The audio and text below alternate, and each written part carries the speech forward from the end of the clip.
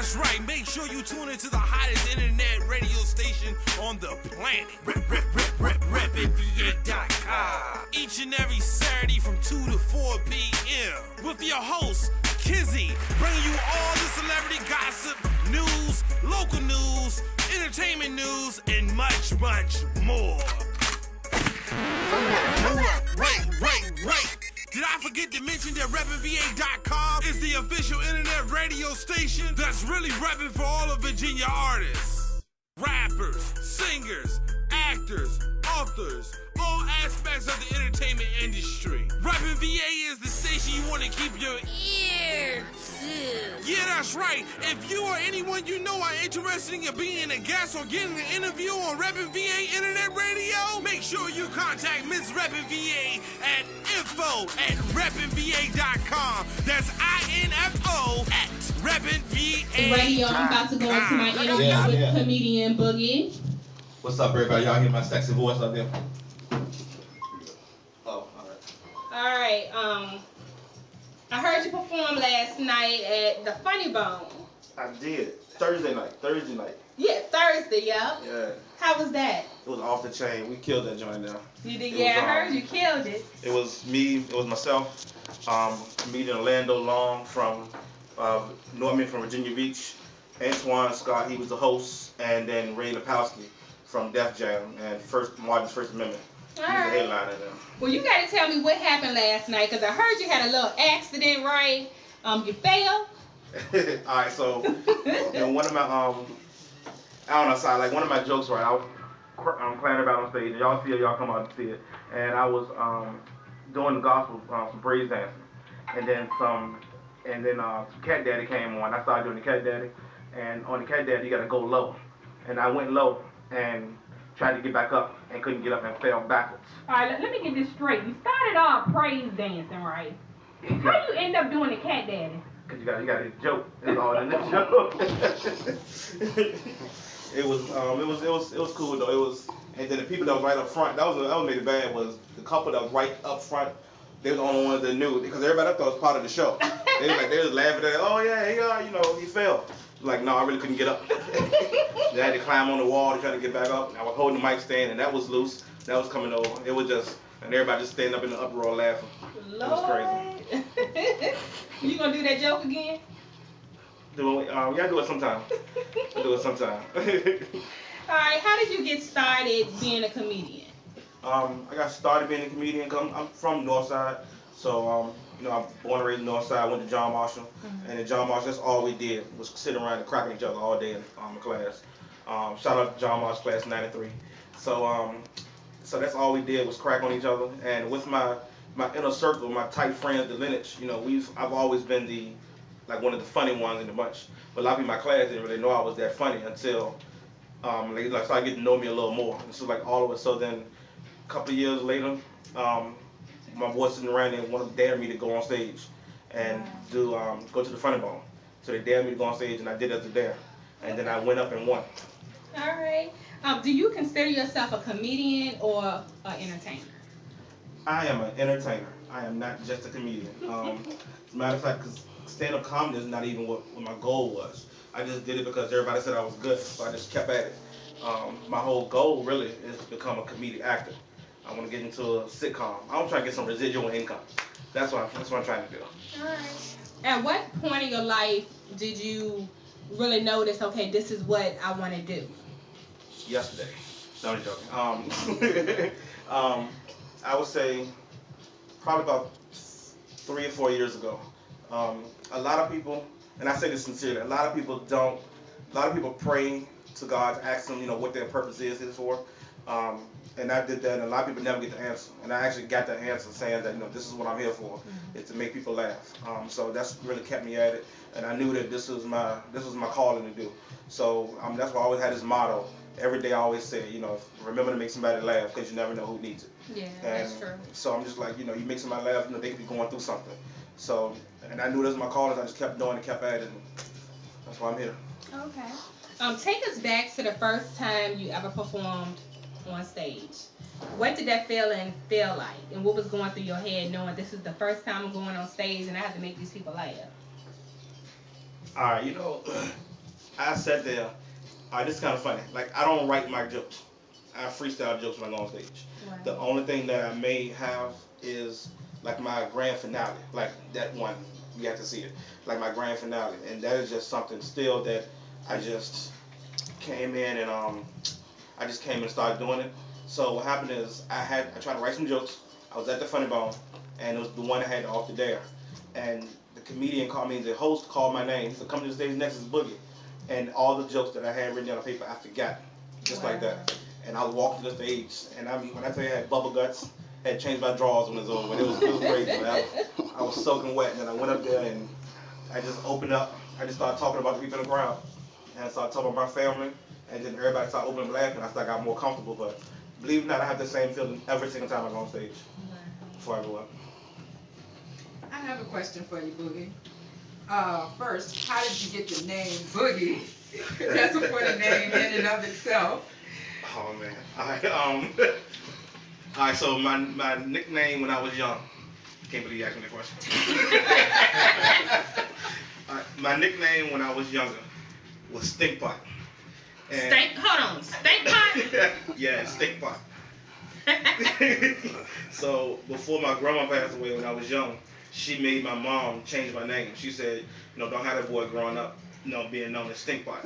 And so then one day I was dancing the Soul Train, and then somebody, this is what I heard now. Somebody found, yeah, go ahead, Boogie, get down. And it's been Boogie ever since. And even though I'm fat, I still can get down. I can dance to this day. I get down with the best of them. Yeah, so I heard.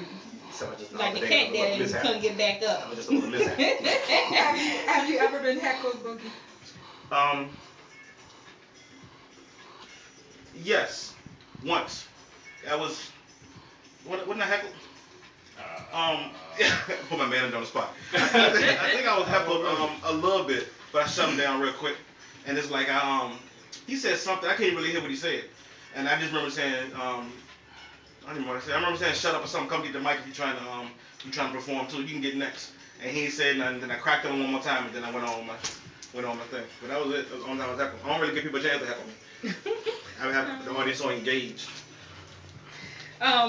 You do these YouTube videos called Boogie TV. What's the inspiration behind your TV things you be doing on YouTube?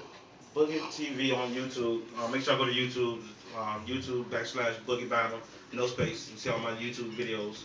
Boogie TV. The inspiration from it was just me sitting around thinking of crazy stuff to do. Believe it or not, when Dave Chappelle came out with his show, that was my original idea. That's what I wanted. I wanted to be able to come out and tell a couple of jokes and like, oh, let me show y'all this skit. When Dave Chappelle came out with it, it crushed me. Because I was like, see, you gotta know somebody to be in the business already. But that's what I wanted to do. So actually, I can probably say, if I want to pinpoint to somebody, Dave Chappelle, he doing his skit. So that's why my minds are like on the same lines of it. Yeah. Somebody do some more crazy, stupid things. All right. You had the chance to open up for Cedric the Entertainer at the Landmark. Yes. How did that come about? That came about good old people in Richmond.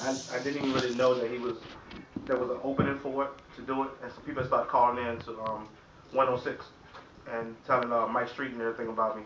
And then I started hearing. I was at work one day. I was working at T-Mobile, and people started texting me like, "Yo, they keep saying your name on the radio." So I went on lunch break, and that's when I saw my picture on the internet. Some people to vote for me to open up for Cedric. So you didn't even know? I didn't even know. So then I hurried up, took advantage of it, got on Facebook, got on Twitter, started telling everybody go vote, go vote, go vote. And then the people in Richmond voted me in to open up for him.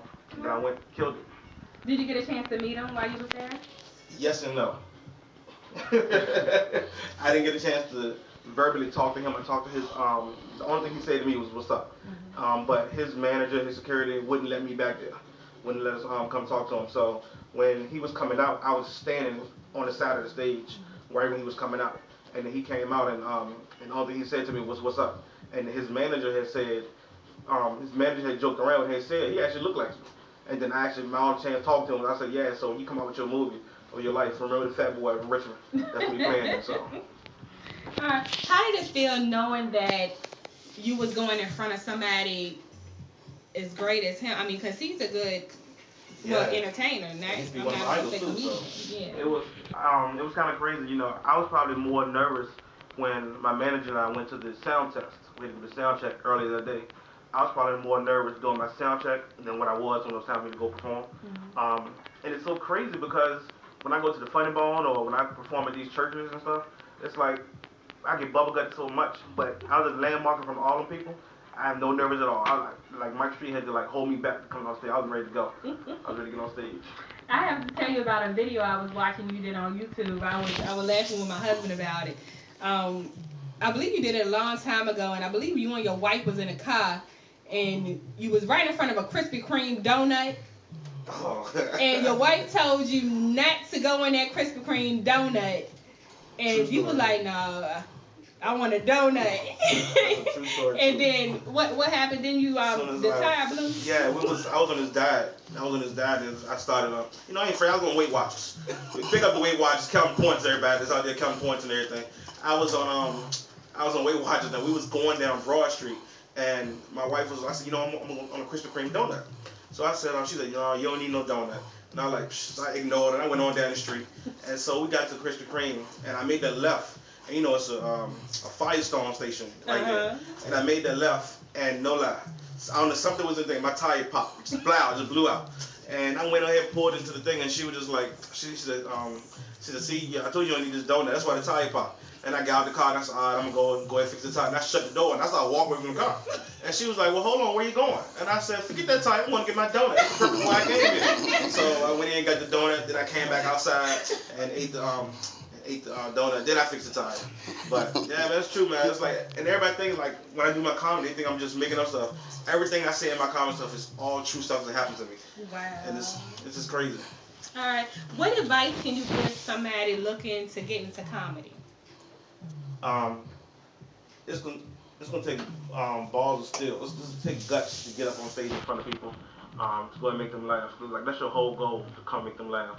And it's hard to say. You gotta have that steel stomach, because it's bad to say sometimes, because when you get in front of a black audience, it's like a black audience, when they come to a comedy club, they come to the comedy club with the expectation of, you better make me laugh. I'm here, I don't care if it was free, you better make me laugh. Whereas you go to a white audience or a white club, they come there, they're just ready to have a good time, they don't care. So I would say, if you want to know if you really get into it, go to a black audience first. And get that out the way. Because once you get that out the way, you can do it anywhere. Yeah. So my advice would be, that would be one. Two would be just keep practicing your material. Try to write your material. It's kind of biased for me saying that. Kind of hard for me to say that because I don't write my stuff. And everybody keeps telling me, Boogie, to write. I just can't do it. But I'm just giving the advice that everybody gives me when I talk to celebrities. That's the advice they give me. So I'm just passing to somebody else. I can't write. I can't do it. Okay. At this point in your career, you already established so much. So what is next for Comedian Boogie? Next for me is to I'm gonna keep pushing to try to get some weekends in. Weekends to comedians pretty big. That's when we get more money. If we can get a club to hire us for stay for a whole weekend. Then after that, try to get to my movies. I'm currently writing a movie now. I don't have a title yet, just that new. I don't have a title. I got the plot down of what it's gonna be about. So I'm writing this movie now, and can I tell you about the movie? What it's gonna be about? Yeah. Oh, all right. Well, the movie's gonna be about this family that kind of dysfunctional. The mother is about to have she's about to retire from work, but she's embarrassed. She don't go to this. She doesn't want to go to this retirement party with her family, her kids, because they always cracking at each other, always acting hood, always acting ghetto. So what happens is they all come home for Easter dinner. They get hypnotized, start acting bougie, like country club type bougie. So they gonna all get hypnotized, go to the party. And when they get to the party, they gonna come unhypnotized, and everything will go haywire from there. Wow. All right. So how can people get in contact with you to book you for shows? To get in contact with me, they can hit me on Facebook, and that's Comedian Boogie Bynum. They can hit me up on Twitter, and that's at Comedian Boogie. Instagram, Comedian Boogie. I can brand myself a lot. They can hit my email is mrbynum@yahoo.com. That's MRBYNUM. Or they can always hit my manager. That's what I prefer. Hit my manager up first. Email is daveblack82@gmail.com. That's my manager in the corner. I know y'all can't hear it on radio, but homeboy here recording. Oh, black ass. So but yeah, either one of those routes, hit me up and I come out and do your event. Okay, well, I would like to thank you again for letting me interview you. Thank you for having me here. All right. You're tuning in to REPNVA Radio. We're about to go into some more music with DJ Swerve De Niro. And when we come back, we're going to go into the hot topics. See, that one so bad, wasn't it? No, I'm taking off. I thought it was good. And your last name is Bound. Yes.